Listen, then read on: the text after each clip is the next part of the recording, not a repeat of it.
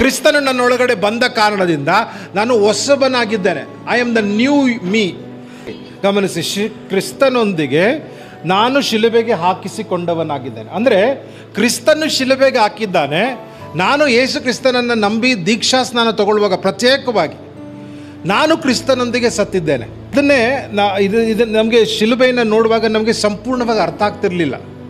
But ಆ ಸತ್ಯಗಳು ನಮಗೆ ಬರೆದಿರುವಂತಹ ಅಪೊಸ್ತಲರು ಬರೆದಂತಹ ಕಾಗದಗಳನ್ನು ನಾವು ನೋಡುವಾಗ ಈ ಸತ್ಯಗಳು ನಮ್ಗೆ ಅರ್ಥ ಆಗುವಂಥದ್ದಾಗಿದೆ. ಸೊ ಯೇಸು ಸತ್ತಾಗ ನಾನು ಸತ್ತೆ, ಯೇಸು ಮಣ್ಣಲ್ಲಿ ಹಾಕಿದಾಗ ನಾನು ಮಣ್ಣಲ್ಲಿ ಹಾಕಿದವನಾಗಿದ್ದೇನೆ. ಅದೇ ರೀತಿ ಆತನು ಪುನರುತ್ಥಾನ ಆದಾಗ ಸಾವನ್ನು ಗೆದ್ದು ಎದ್ದು ಬಂದಾಗ ನಾನು ಕ್ರಿಸ್ತನೊಂದಿಗೆ ಕ್ರಿಸ್ತನ ಮೇಲೆ ನಂಬಿಕೆ ಇಟ್ಟು ನಾನು ದೀಕ್ಷಾ ಸ್ನಾನ ತಗೊಳ್ಳುವಾಗ ನಾನು ಕೂಡ ಆ ಒಂದು ಮರಣದಲ್ಲಿ ಸತ್ತವನಾಗಿದ್ದ ಯೇಸು ಕ್ರಿಸ್ತನಿಗೆ ಪುನರುತ್ಥಾನ ಆಗಿದ್ದಾನೋ ನಾನು ಪುನರುತ್ಥಾನ ಆಗಿದ್ದೇನೆ. ಕ್ರಿಸ್ತನು ಏನೇನೆಲ್ಲ ಶಿಲುಬೆಯಲ್ಲಿ ಸಾಧಿಸಿದ್ದಾನೋ, ಏನೇನೆಲ್ಲ ದೇವರು ಕ್ರಿಸ್ತನು ನಮಗೋಸ್ಕರ ಮಾಡಿದ್ದಾನೋ ಬೈಬಲ್ ಹೇಳುತ್ತೆ. ಅದೆಲ್ಲರೂ ಯಾರ್ಯಾರು ಯೇಸು ಕ್ರಿಸ್ತನ ಮೇಲೆ ನಂಬಿಕೆ ಇಡ್ತಾರೋ ಅದನ್ನು ಕ್ರಿಸ್ತನು ನಮ್ಮ ಅಕೌಂಟಲ್ಲಿ ಕ್ರೆಡಿಟ್ ಮಾಡಿದ್ದಾರೆ. ಎಲ್ಲರಿಗೂ ದೇವರು ಕೊಟ್ಟಾಗಿದೆ. ಬೈಬಲ್ ಹೇಳುತ್ತೆ ಇಟ್ಸ್ ಇಂಪ್ಯೂಟೆಡ್ ಎಂದು, ನಿನ್ನೊಳಗೆ ಅದು ಹಾಕಲಾಗಿದೆ. ಹಲವಾರು ವಿಶ್ವಾಸಿಗಳಿಗೆ ಇದನ್ನು ನಂಬಬೇಕು. ಅದಕ್ಕೆ ನಾನು ಹೇಳೋದು, ಅಕೌಂಟಲ್ಲಿ ಇವಾಗ ದುಡ್ಡನ್ನು ಕೈಯಲ್ಲಿ ಎಣಿಸೋದು ಸುಲಭ, ನಂತರ ಇದೆ ಅಂತ ನಂಬೋದು. ಆದರೆ ಕ್ರಿಸ್ತನನ್ನು ನನ್ನ ಜೀವಿತದಲ್ಲಿ ಹಾಕಿರುವಂತಹ ವಿಚಾರಗಳನ್ನು ನಂಬಿಡ್ಬೇಕಂದ್ರೆ ಅದನ್ನು ನಾನು ಲೆಕ್ಕ ಮಾಡೋಕ್ಕಾಗಲ್ಲ. ಅದನ್ನು ನಂಬಿಕೆಯಿಂದ ಸ್ವೀಕರಿಸಬೇಕು. ಆಗಲೇ ಅದನ್ನು ನಾನು ಅನುಭವಿಸುವುದಕ್ಕೆ ಸಾಧ್ಯ. ಏನೇನೆಲ್ಲ ಕ್ರಿಸ್ತನ ನನ್ನ ಜೀವಿತದಲ್ಲಿ ಹಾಕಿದ್ದಾರೋ ಅದನ್ನೆಲ್ಲ ನಾನು ನನ್ನ ಜೀವಿತದಲ್ಲಿ ಹೊಂದ್ಕೋಬೇಕು. ಅಂದರೆ ನಾನು ಕ್ರಿಸ್ತನ ಒಂದಿಗೆ ಇರುವುದನ್ನು ಗುರುತಿಸಬೇಕು. ಇದನ್ನು ಇಂಗ್ಲೀಷ್ನಲ್ಲಿ ಹೇಳಬೇಕಂದ್ರೆ mystery of identification or union with Christ. ನಾನು ಕ್ರಿಸ್ತನೊಂದಿಗೆ ಒಂದಾಗಿರುವುದನ್ನು ನಾನು ಗುರುತಿಸಬೇಕು. ನಾನು ಕ್ರಿಸ್ತನಲ್ಲಿ ಸತ್ತಿದ್ದೇನೆ, ಕ್ರಿಸ್ತನಲ್ಲಿ ಉಣಲ್ಪಟ್ಟಿದ್ದೇನೆ, ಕ್ರಿಸ್ತನಲ್ಲಿ ಎತ್ತಲ್ಪಟ್ಟಿದ್ದೇನೆ, ಕ್ರಿಸ್ತನೊಂದಿಗೆ ನಾನು ಸ್ವರ್ಗದಲ್ಲಿ ಕೂತಿದ್ದೇನೆ. ಪಾಸ್ಟರ್, ಆದರೆ ನಾನು ಭೂಲೋಕದಲ್ಲಿದ್ದೆಲ್ಲ. ಹೌದು, ಅದೇ ಹೇಳ್ತಿರೋದು. ನಾನು ಭೂಲೋಕದಲ್ಲಿದ್ದರೂ ಆತ್ಮೀಕವಾಗಿ ನಾನು ಎಲ್ಲಿ ಕೂತಿದ್ದೇನೆ ಅಂದರೆ ದೇವರ ಜೊತೆ ಕೂತಿದ್ದೇನೆ. ಈ ಸತ್ಯವನ್ನು ಅರ್ಥ ಮಾಡಿಕೊಂಡಾಗಲೇ ಹೊಸ ಜೀವನವನ್ನು ಅನುಭವಿಸುವುದಕ್ಕೆ ಸಾಧ್ಯ. ಸೊ ಯಾವಾಗ ನಾನು ಆ ಸತ್ಯವನ್ನು ಅರ್ಥ ಮಾಡ್ಕೊಳ್ತೇನೋ, ಹೊಸ ಜೀವನ ನನ್ನೊಳಗಡೆ ಬಂದಾಗ ನಾನು ಆ ಜೀವದ ಪ್ರಕಾರ ಬದುಕುವುದಕ್ಕೆ ಪ್ರಯತ್ನ ಮಾಡುವಾಗ, ಜೀವಿಸುವುದಕ್ಕೆ ಶುರು ಮಾಡಿದಾಗ, ಆ ಜೀವನವನ್ನು ಎಂಜಾಯ್ ಮಾಡುವಾಗ, ಆ ಜೀವನವನ್ನು ಇಷ್ಟಪಡುವಾಗ, ಆ ಜೀವನದ ಪ್ರಕಾರ ನಂಬಿಕೆಯಲ್ಲಿ ಜೀವಿಸುವಾಗ ನನ್ನ ಜೀವನದಲ್ಲಿ ನಾನು ಜಯಗಳ ಮೇಲೆ ಜಯ ಅನುಭವಿಸ್ತೇನೆ. ನಮ್ಮ ನಂಬಿಕೆಗೆ ಹಲವಾರು ಸವಾಲುಗಳು ಬರುತ್ತೆ. ಜೀಸಸ್ ಹೇಳಿರೋದು ನಮಗೆ ಸತ್ಯ ಅಂತ ಗೊತ್ತಿದ್ದರೂ ಕೆಲವೊಂದು ಸಲ ಕೆಲವ್ರ ಮಾತಾಗಿರ್ಬೋದು, ಟಿ ವಿ ಮೀಡಿಯಾ ಆಗಿರ್ಬೋದು, ಅಥವಾ ನನ್ನ ಮನಸ್ಸೇ, ರಕ್ಷಣೆ ಹೊಂದಿಲ್ಲದಿರುವ ನನ್ನ ಮನಸ್ಸೇ ಆಗಿರ್ಬೋದು, ಹಲವಾರು ಸಲ ಇದು ಸತ್ಯನ, ಆ ರೀತಿಯಾದ ಚಾಲೆಂಜಸ್ಗಳು ಹಲವಾರು ಸಲ ಪ್ರತಿಯೊಂದು ಸಲ ಬರುತ್ತೆ. ಆದರೆ ನಾನು ಅದನ್ನು ಕ್ಲಾರಿಫೈ ಮಾಡ್ಕೋಬೇಕಾಗಿರೋದು ಬೈಬಲಿಂದ ಅದನ್ನು ಆವಾಗ ಕ್ಲಾರಿಫೈ ಮಾಡ್ಕೊಂಡ್ರೆ ನಾನು ಚಾಲೆಂಜಸನ್ನು ಗೆಲ್ಬೋದು. ಹಲವಾರು ವಿಶ್ವಾಸಿಗಳು ಅಷ್ಟು ದೂರಕ್ಕೆ ಹಲವಾರು ಜನ ಹೋಗಲ್ಲ. ಕನ್ಫ್ಯೂಷನ್ ಆಗಿಬಿಟ್ಟಾಗ ಕಷ್ಟ ಆಗಿಬಿಡುತ್ತೆ. ಸವಾಲುಗಳು ಬರ್ತವೆ ನಂಬಿಕೆ. ಆಮೇಲೆ ಪ್ರತಿದಿನ ನಡೆಯುವಂತಹ ಶೋಧನೆಗಳು, ಪ್ರತಿದಿನ ನಡೆಯುವಂತಹ ಕಷ್ಟಗಳು, ಪ್ರಾಬ್ಲಮ್ಸ್ಗಳು, ಡೇ ಟು ಡೇ ಲೈಫ್. ಅದರಿಂದ ಏನಾಗ್ಬಿಡುತ್ತೆ, ಹಲವಾರು ಜನ ವಿಶ್ವಾಸಿಗಳು ಕಂಫರ್ಟಬಲ್ ಲೈಫ್ಗೆ ಸೆಟ್ಲ್ ಆಗ್ತಾರೆ. ಆರಾಮಾಗಿರೋಣಪ್ಪ, ಯಾಕೆ ಈ ಟೆನ್ಷನ್ ಎಲ್ಲ, ಇದೆಲ್ಲ ಯಾಕೆ ಬೇಕು, ಸೌಖ್ಯ ದೆವ್ವ ಓಡಿಸೋದು ಯಾಕಿದೆಲ್ಲ ಬೇಕು, ಯುದ್ಧ, ಕಂಫರ್ಟಬಲ್ ಲೈಫಿಗೆ ಸೆಟ್ ಆಗಿಬಿಡ್ತಾರೆ. ನನಗೆ this make sense to me, ಇದು ನನಗೆ ಅರ್ಥ ಆಗುತ್ತೆ, ಇದನ್ನು ನಾನು ಫಾಲೋ ಮಾಡ್ತಾರೆ, ಇದನ್ನು ನನಗೆ ಅರ್ಥ ಆಗಲ್ಲ, ನಾನು ಫಾಲೋ ಮಾಡಲ್ಲ.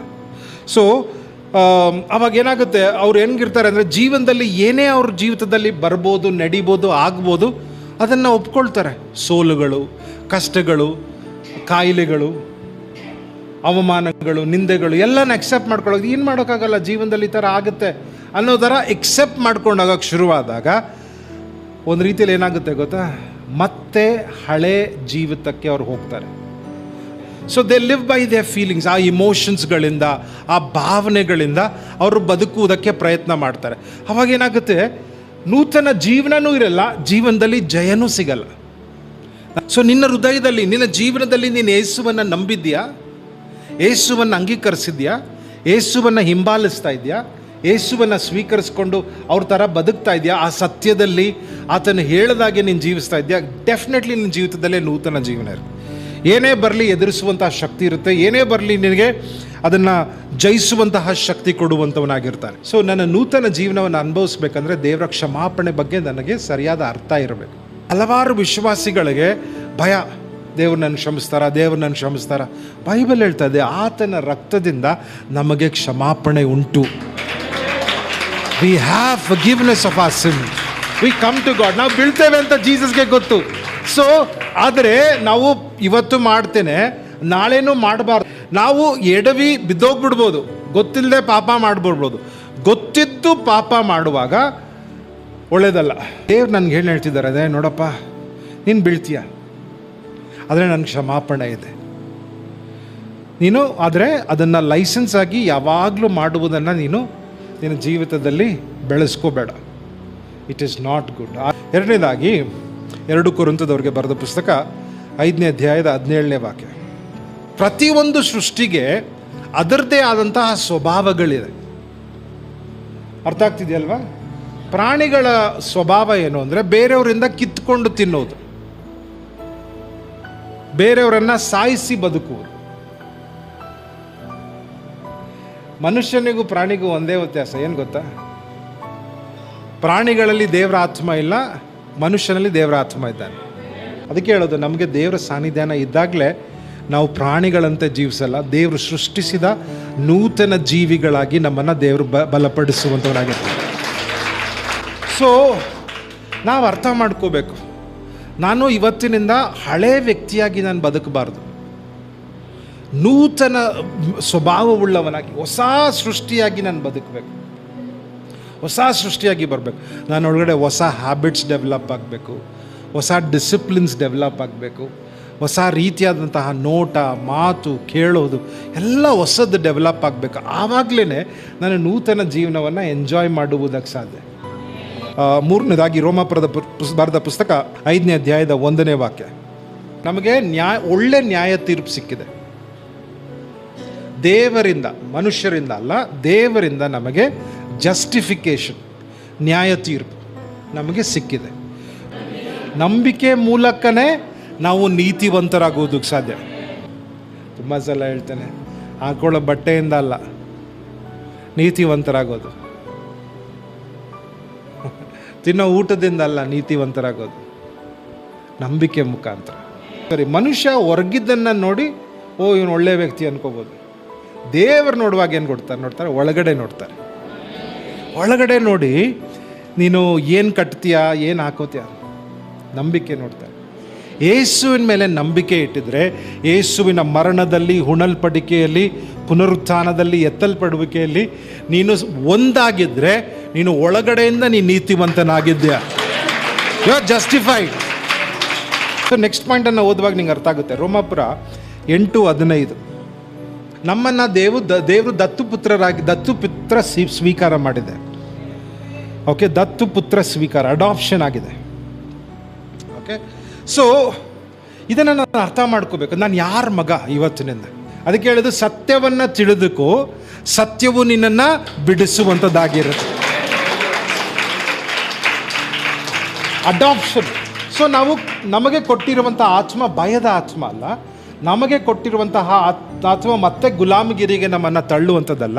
ನಮಗೆ ಕೊಟ್ಟಿರುವಂಥ ಆತ್ಮ ನಮ್ಮನ್ನು ದೇವರ ಮಕ್ಕಳಾಗಿ ಸ್ವೀಕಾರ ಮಾಡಿದೆ. ಈ ಆತ್ಮನ ಮೂಲಕವಾಗಿ ನಾವು ಅಪ್ಪ ತಂದೆ ಎಂದು. ಸೊ ಇದು ಹೊಸ ಜೀವನ. ಅಂದರೆ ನಾವು ದೇವರ ಮಕ್ಕಳು, ನಾನು ಯಾರೂ ಇಲ್ಲ ಅಂತ ಯಾವತ್ತೂ ನಿನ್ನ ಬಾಯಿಂದ ಬರಬಾರ್ದು. ನಿನಗೆ ಯಾವ ಮನುಷ್ಯನು ನಿನಗೆ ಸಹಾಯಕ್ಕೆ ಇರಲಿಲ್ಲ ಅಂದರೂ ದೇವರು ನಿನ್ನ ಜೊತೆಗಿರ್ತಾನೆ, ದೇವರು ನಿನ್ನ ಸಹಾಯಕನಾಗಿರ್ತಾನೆ, ದೇವರು ನಿನ್ನನ್ನು ಬಲಪಡಿಸುವಂಥವನಾಗಿರ್ತಾನೆ. Is adopted you. ಇವತ್ತು ನೀನು ಅನಾಥ ಅಂತ ಹೇಳಕ್ಕೆ ಹೋಗಬೇಡ. 4ನೇದು 5ನೇದು ಅನ್ಸುತ್ತೆ, 1 ಪೇತ್ರ 2ನೇ ಅಧ್ಯಾಯದ 9ನೇ ವಾಕ್ಯ. ಕ್ರಿಸ್ತನಲ್ಲಿ ನಾವು ಇವತ್ತು ಬೆಳಕಾಗಿದ್ದೇವೆ, ಅಂಧಕಾರದಿಂದ ನಮ್ಮನ್ನು ಅದ್ಭುತವಾದ ಬೆಳಕಿಗೆ ತಂದಿದ್ದಾರೆ. ಹಲ್ಲೆಲೂಯಾ. ಅಂಧಕಾರ ಅಂದರೆ ಲೈಟ್ ಇರಲಿಲ್ಲ ಅಂತ ಅಲ್ಲ, ನನ್ನ ಆತ್ಮದಲ್ಲಿ ಕತ್ತಲೆ ಇತ್ತು, ಪ್ರಾಣಾತ್ಮದಲ್ಲಿ ಕತ್ತಲೆ ಇತ್ತು. ಏನು ಸರಿ ಏನು ತಪ್ಪು ಅನ್ನೋ ಗುರುತಿಸುವ ಶಕ್ತಿ ನನ್ನಲ್ಲಿರಲಿಲ್ಲ. ಹೇಗೆ ನಡ್ಕೋಬೇಕು ಅನ್ನೋಂಥ ಜ್ಞಾನ ನನ್ನಲ್ಲಿ ಇರಲಿಲ್ಲ. ಸೊ ದೇವ್ರೇನು ಮಾಡಿದ್ದಾರೆ, ನಮ್ಮನ್ನು ಅಂಧಕಾರ ಅಂದರೆ ಪಾಪ. ಅಂಧಕಾರ ಹೊರಗಡೆ ಇರಲಿಲ್ಲ, ಅಂಧಕಾರ ಒಳಗಡೆ ಇತ್ತು. ದೇವರು ನಮ್ಮನ್ನು ಆ ಅಂಧಕಾರ, ಒಳಗಡೆ ಇರುವ ಅಂಧಕಾರದಿಂದ ಹೊರಗಡೆ ಕರ್ಕೊಂಡ್ಬಂದಿದ್ದಾರೆ. ಹಲ್ಲೆಲೂಯಾ.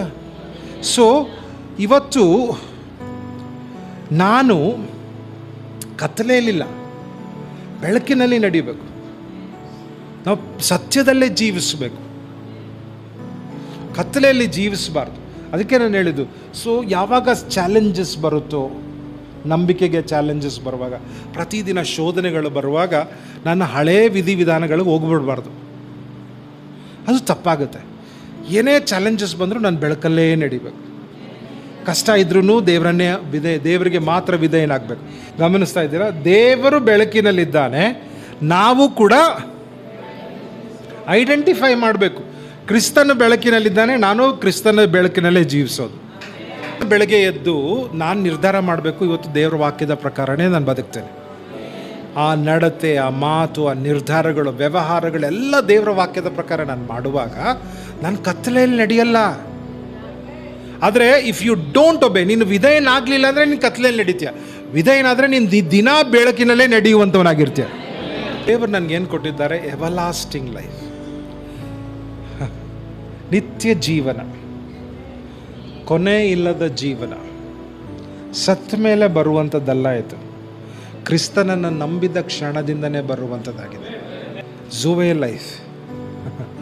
ದೇವರಲ್ಲಿರುವಂತಹ ಜೀವ ಇದೆಯಲ್ಲ, ಅದೇ ಜೀವ ನಮ್ಮೊಳಗಡೆ ಇದೆ. ಓಕೆ, ಪ್ರಿನ್ಸಿಪಲಲ್ಲಿ ಅಂದರೆ ತತ್ವಗಳಲ್ಲಿ ಜೀವ ಅಂದರೆ ಹೆಂಗಿರುತ್ತೋ ಅದೇ ಜೀವ ನನ್ನೊಳಗಡೆ ಇರೋದು. ನಾವು ತುಂಬ ಜನ ನಾವು ಸರಿಯಾಗಿ ಅರ್ಥ ಮಾಡ್ಕೊಳ್ಳಲ್ಲ. ನಿತ್ಯ ಜೀವನ ಅಂದರೆ ಅಲ್ಲೋದ್ಮೇಲೆ ಎಲ್ಲ ಚೆನ್ನಾಗಾಗುತ್ತೆ ಅಂದರೆ ಇಲ್ಲಿ ಚೆನ್ನಾಗಿರಲ್ವಾ? ಸೊ ಎಲ್ಲೋ ಒಂದು ಕಡೆ ಮೆಂಟ್ಯಾಲಿಟಿ ಹಾಗೆ. ಜೀಸಸ್ ಹೇಳ್ತಿರೋದು ಅಂದರೆ, ನಾನು ಬಂದಿರೋದು ನೀನು ಇಲ್ಲೂ ಚೆನ್ನಾಗಿರಬೇಕು, ಅಲ್ಲಿ ಬಂದಮೇಲೆ ಡೆಫಿನೆಟ್ಲಿ ಇನ್ನೂ ಇದಕ್ಕಿಂತ ಚೆನ್ನಾಗಿರುತ್ತೆ. ಆದರೆ ಇಲ್ಲೂ ಚೆನ್ನಾಗಿರ್ಬೇಕನ್ನೋದು ದೇವರ ಉದ್ದೇಶ. ಆಯಿತಾ? ಸಂತೋಷ, ಸಮಾಧಾನ, ಆಯುಷು, ಆರೋಗ್ಯ, ಆಶೀರ್ವಾದ, ಅಭಿವೃದ್ಧಿ, ಇದೆಲ್ಲ ದೇವರು ನಿನ್ನ ಕೊಡಬೇಕು ಅಂತ ಇದ್ದಾನೆ. ಸೊ ಜೀಸಸ್ ಹೇಳ್ತಿದ್ದಾರೆ, ನಾನು ನಿನಗೆ ಶಾಂತಿಯನ್ನು ಕೊಡುತ್ತೇನೆ. ಈ ಲೋಕವು ಕೊಡುವಂತಹ ಶಾಂತಿ ಅಲ್ಲ ನನ್ನದು, ಅದಕ್ಕಿಂತ ವಿಭಿನ್ನವಾದಂತಹ ಶಾಂತಿಯನ್ನು ದೇವರು ನಿನಗೆ ಕೊಡ್ತಾ ಇದ್ದಾನೆ. ಯಾವ ಕಾರ್ಯವೂ ದೇವರ ಮನಸ್ಸಿನಲ್ಲಿ ಇಲ್ಲದೆ ನನ್ನ ಜೀವಿತದಲ್ಲಿ ನಡೆಯೋದಿಲ್ಲ. ಸಮಾಧಾನ ಇತ್ತು. ಎಷ್ಟು ಸಲ ಜೀಸಸ್ ಬಗ್ಗೆ ಒಂದು ಸಾಯಿಸುವಂಥ ವಿಚಾರ ಬಂದಾಗ ಜೀಸಸ್ ಟೆನ್ಷನ್ ಆಗಲಿಲ್ಲ. ತುಂಬ ಜನ ಇವತ್ತು ಸಾವಿಗೆ ಹೆದರ್ತಾರೆ. ಸಾವಿಗೆ ಹೆದರಬಾರ್ದು ನಾವು. ಆ್ಯಕ್ಚುಲಿ ಅದೇ ನಾನು ನೀತಿವಂತನಾಗಿ ಬಂದರೆ ಅವ್ರಿಗೆ ಗೊತ್ತಿರುತ್ತೆ, ಸತ್ತರೆ ನಾನು ಸ್ವರ್ಗಕ್ಕೆ ಹೋಗ್ತೇನೆ. ಯಾಕೆಂದರೆ ನನ್ನ ಜೀಸಸ್ ನನ್ನ ಜೊತೆ ಇದ್ದಾರಲ್ವ. ಜೀವ ಅಂದರೆ ಬರೀ ತಿನ್ನೋದು ಕುಡಿಯೋದು ಅಂದರೆ ಸ್ವಾಭಾವಿಕವಾದ ಜೀವನ ಅಲ್ಲ. ಜೀವನ ಅಂದರೆ ಎಂಜಾಯ್ ಮಾಡಬೇಕು, ಓಕೆ, ಅದೆಲ್ಲ ಜೀವನದ ಒಂದು ಭಾಗ. ಅದೆಲ್ಲ ಜೀವನ ನಿಜವಾದದ್ದು ಅಂದರೆ ಫ್ಲೆಶ್ಲಿ, ಶಾರೀರಿಕವಾಗಿ ಯೋಚನೆ ಮಾಡೋದು, ಸ್ವಾಭಾವಿಕವಾದ ಜೀವನ, ಅದೆಲ್ಲ ಜೀವ ಅಂದರೆ. ಓದಿಯಾ ಸೆಕೆಂಡ್ ಲೈನು? ಸಮಾಧಾನವು, ನೀತಿಯು ಪವಿತ್ರಾತ್ಮನಿಂದ ಬರುವ ಆನಂದರು. ಯಾರು ಕೊಡ್ತಾರೆ ಈ ಜೀವವನ್ನು? ಪವಿತ್ರಾತ್ಮನು ಕೊಡ್ತಾನೆ. ಆತ್ಮನಿಂದ ನಡೆಸಲ್ಪಡುವುದೇ ನಿಜವಾದ ಜೀವನ. ನಮ್ಮ ನೂತನ ಜೀವನಕ್ಕೆ ತಡೆಯಾಗುವುದೇನು ಗೊತ್ತಾ? ನಮ್ಮ ಮನಸ್ಸು. ಅದಕ್ಕೆ ನಾವು ರಿನ್ಯೂ ಮಾಡಬೇಕು. ಪಾಪವದ್ದನ್ನೇ ಹಿಂಬಾಲಿಸ್ತಾ ಇದ್ದರೆ ನಾವು ಹೊಸ ಜೀವನವನ್ನು ಜೀವಿಸೋಕ್ಕಾಗಲ್ಲ. We should not follow the old life, being carnally minded. ಪಾಪದ ಸ್ವಭಾವಕ್ಕೇ ಹಿಡಿತವಾಗಿರೋದು ಅದು ಹೊಸ ಜೀವನವನ್ನು ನಾಶ ಮಾಡುತ್ತೆ. ಅರ್ಥ ಆಗ್ತಿದೆಯಾ? ಇದು ಹೊಸ ಜೀವನಕ್ಕೆ ತಡೆ ಮಾಡುವಂಥ ಮೊದಲನೇ ವಿಚಾರ. ಎರಡನೇದಾಗಿ, ಪಾಪದಲ್ಲಿ ನಡೆಯುವುದು. ಪಾಪದಲ್ಲಿ ನಡೀಬಾರ್ದು. ನಾವು ಸತ್ಯದಲ್ಲಿ ನಡೀಬೇಕು, ಪ್ರೀತಿಯಲ್ಲಿ ನಡೀಬೇಕು, ದೇವರ ನೀತಿಯಲ್ಲಿ ನಡೀಬೇಕು. ಮೂರನೇದಾಗಿ, ಅಪನಂಬಿಕೆಯಲ್ಲಿ ನಾವು ಜೀವಿಸಬಾರ್ದು. ಡೌಟಲ್ಲಿ, ಅವಿಶ್ವಾಸದಲ್ಲಿ, ಅಪನಂಬಿಕೆಯಲ್ಲಿ ಮೂರ್ಖನಾಗಿ ನಾವು ಜೀವಿಸಬಾರ್ದು. ನಾಲ್ಕನೇದಾಗಿ, ದ್ವೇಷ ಅಥವಾ ಆತಂಕಗಳು, ಅಫೆನ್ಸ್, ನೋಯಿಸಿದಂತಹ ಮನಸ್ಸಿನಲ್ಲಿ ಯಾವಾಗಲೂ ಜೀವಿಸಬಾರ್ದು. ಜನಗಳೆಲ್ಲರೂ ಒಂದೊಂದ್ಸಲ ಎಲ್ರಿಗೂ ಮನಸ್ಸು ನೋವಾಗುತ್ತೆ. ಆ ಮನಸ್ಸು ನೋವಿನಿಂದ ಜೀವಿಸೋದು, ದ್ವೇಷದಿಂದ ಜೀವಿಸುವಾಗ ನೂತನ ಜೀವನವನ್ನು ಎಂಜಾಯ್ ಮಾಡೋಕ್ಕಾಗಲ್ಲ. ಸೊ ಈ 4 ವಿಚಾರವನ್ನು ಅವಾಯ್ಡ್ ಮಾಡಿ.